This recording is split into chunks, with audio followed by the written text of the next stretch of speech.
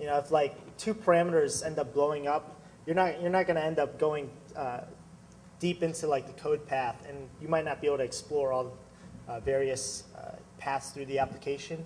So, you know, just be smart when you're generating these fuzz cases. You know, just do one at a time. A great module inside the standard library is Itertools. There's various methods in Itertools that let you create like fuzz cases very easily. And this is just some example. Say we have like a list of parameters and just a list of attacks. We could create a Cartesian product using the Itertools product method to then just fuzz every request parameter one by one, instead of throwing everything all at once. And Itertools is specifically made to be more efficient than your standard for loop, because it's made for iteration, hence iter. So everybody's got that. I know it's early in the morning, but. So PyWebFuzz. I wanted to have a module where I could call things out of, originally I just wanted to implement the FuzzDB and say, you know, I want to be able to call FuzzDB inside of Python and be able to take advantage of all that. Has anybody here ever heard of FuzzDB? Okay, FuzzDB is basically a collection of values. So it's your data files. And so when you're doing SQL injection, it's nice to have a list of, you know, predetermined SQL injection values to test. There's a lot of other things inside of FuzzDB too, like error strings, which are kind of nice, and, you know, exotic encodings and all kinds of things like that. So it's nice to have those inside of your test cases where you can just call them. It started to become like a lot bigger than I intended. So I have the FuzzDB values available. I have request logic that's built into the utils, as well as I took the encoder lib from Dharma encoder and included it here as well. So you could grab any of those encodings and run with them. So I guess I really don't want to pop out of this. Okay, so we're going to have to do it eventually anyway. So just to pop out of this for a second, on the Google code page, there's the Wiki, and the only real important thing that you need to see here is the import of like the LDAP values from FuzzDB. Now, I realize that this looks very annoying, but I was trying to map the namespaces as close to FuzzDB as possible, because if you're familiar with FuzzDB, then you know, having to learn new paths and everything else. The only other thing is that anywhere there was a hyphen in FuzzDB, I had to replace it with an underscore. So, and that's pretty much it. Yeah.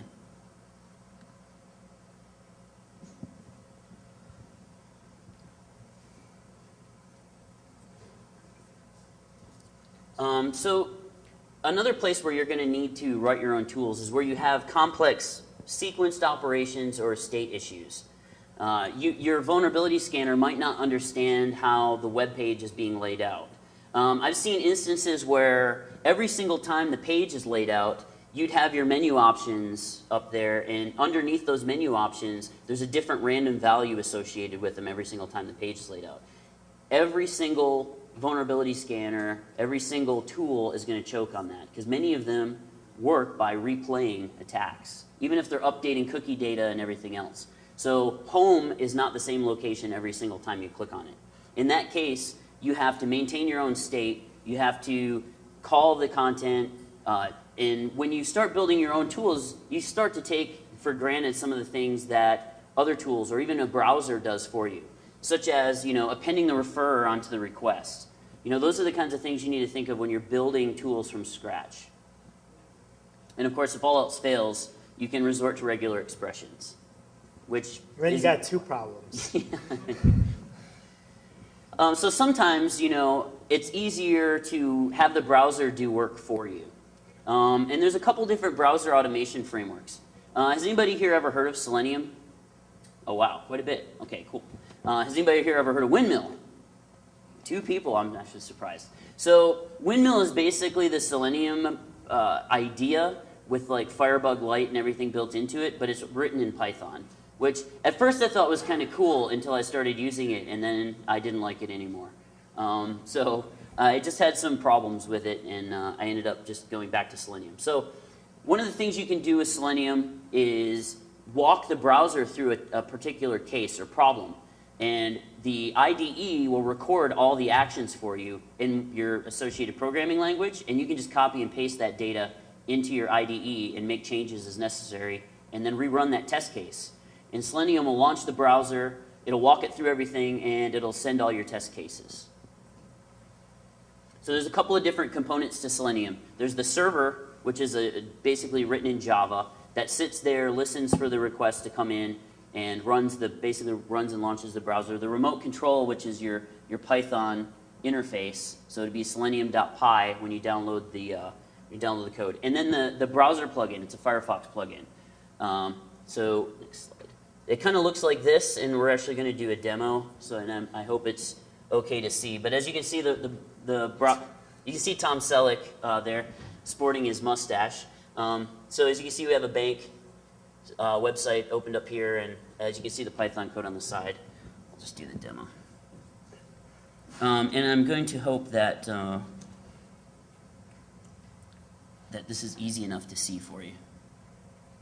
Oh wow, that's not going to be good, is it? Can you expand it? Yeah. So that's not good. I can't drive, by the way. So here we're gonna end up testing this bank website. So we're gonna launch our Selenium IDE. It's gonna come up, and then I already had Python selected. But if you go into off the screen, you can see that Python is selected, and I moved it even more off the screen, which is awesome. It's not off the screen any other time. So you might have an operation where you need to click through 3 different things before you log in. On the side there, if it was even remotely visible, you'd see that it's building these actions. So it's actually generating Python code on the fly. Yep, it's generating your Python code. So even though our login failed, like our test case fails, right? We have all this code set up here. Inside the Python file here, you copied and pasted it in. I just added a for loop over the top of some attacks. So a semicolon, or a single quote, a semicolon, and then a 1 = 1. So we start the server up, and then we just basically run our Python code. And when we do this, once we run this, it'll actually take care of in the background. It'll start the browser, and it'll run through the actions that we recorded in Python. And of course, I broke into it and added some SQL injection attacks. And for convenience, there is this running, I said there's a function that says get body text. And I figured that was easier than having you strain your eyes to look at a bunch of HTML. So if we scroll up the 3 test cases we did, as you can see in the first one, we see a database error message there.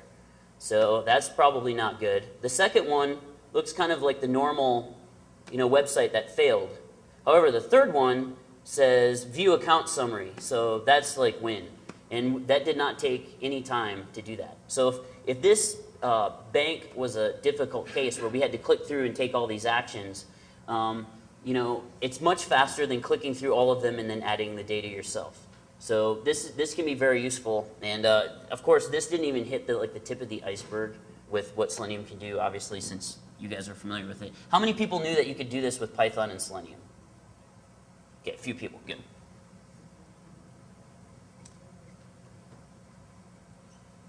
And you guys are so in luck because you get to see Tom Selleck again. I just want you to take that in. So the way I work, basically, when I write tools, I don't try to do any kind of spidering because I think it's too difficult problem for me to actually just handle myself because I'm not that smart. I'd rather just work off what I already have, and that's from like a burp proxy crawl log. So like as I'm browsing through an application, I'm having like burp record every request and response to just some log. And this log contains like a lot of valuable data that I could then use.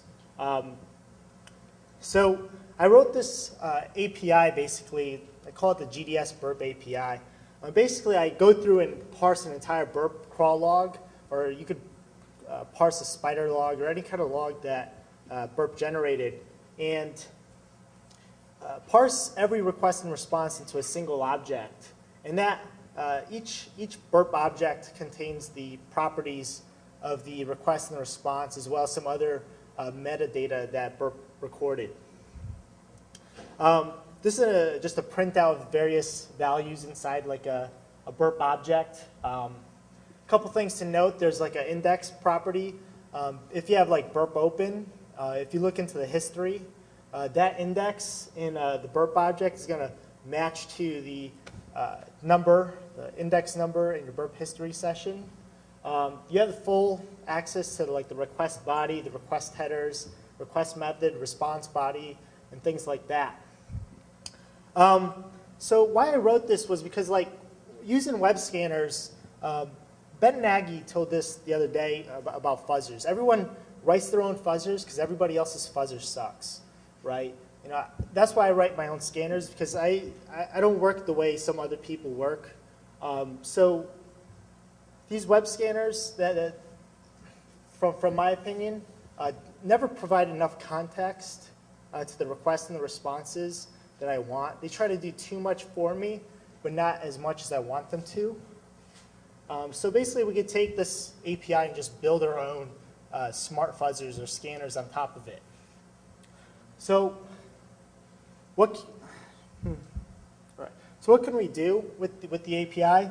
One of the things that I like to do is, say you take 2 user sessions. Say one person's like a user and the other person's like an administrator. What we could do is we could parse those 2 separate proxy logs, compare all the URLs that were accessed, all the parameters that were submitted to with each request, and do a comparison. And what you'll find is probably the administrator probably has a lot more access to various URLs and parameters that get submitted. So what we could do then is just take that burp object and just replay it as a normal user. Things like inspecting responses, comparing content length of responses is real simple. Another nice thing that I came across while